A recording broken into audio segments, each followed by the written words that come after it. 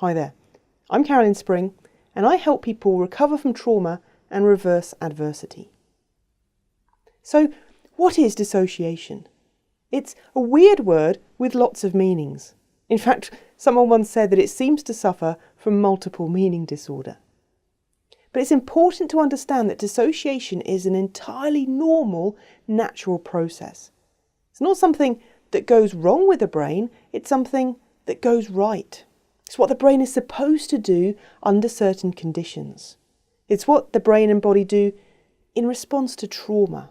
So it's an automatic, instinctive response when emotions or pain or circumstances become overwhelming, when we feel in imminent danger, when there's a threat to our life.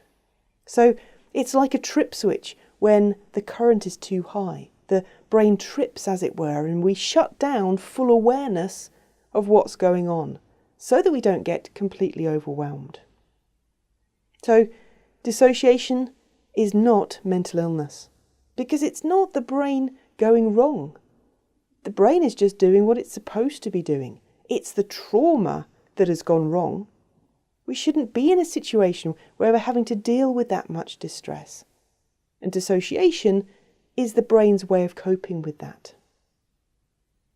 So at one level, dissociation is really simple. It's a normal, protective brain mechanism for dealing with trauma and distress. But of course, it's also a bit confusing because we use the word to mean different things. So here are three of the main ways that we use the word dissociation. Firstly, some people use it to refer to an experience of dissociation. Maybe you get triggered by something and you feel all floaty, you feel unreal, you feel like your surroundings have gone a bit weird. A bit like being high on drugs, all spacey and odd.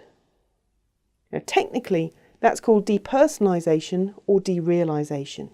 It refers to the here and now experience of dissociating when the switch has been tripped. And those feelings of unreality are the limbic system in the brain, the emotional centre, turning the volume down, disengaging a bit. And it happens so that we can cope with overwhelming feelings. But of course it feels really weird. Might last a few seconds, a few minutes, a few hours, in some cases even a few days. Secondly, we use the word dissociation to refer to the behaviour, if you like, of someone with a dissociative disorder, such as DID, dissociative identity disorder. And we mean that they've switched from one part of their personality to another. We might say, oh, I dissociated earlier and I can't remember what happened. And that amnesia, not knowing what happened, is because there are often walls, as it were, between the different parts of the personality. Information and feelings are held separately in different parts so that we're not overwhelmed. So when someone dissociates, using this meaning of the word, we're meaning that they went from being, for example, the normal adult part of themselves to maybe a very scared, distressed, younger part. They stepped out of the here and now, back into the there and then. They dissociated. Thirdly, we can say that someone is dissociative when we mean that they're not integrating or joining up information. So someone is talking about something really traumatic from their childhood, like being abused, but they're doing it with no feelings or emotion, and we might say, they're being very dissociative about that. Their feelings aren't joined up with their memory or their experience. So there's the memory of what happened, but there are no feelings attached to it. They've been dissociated.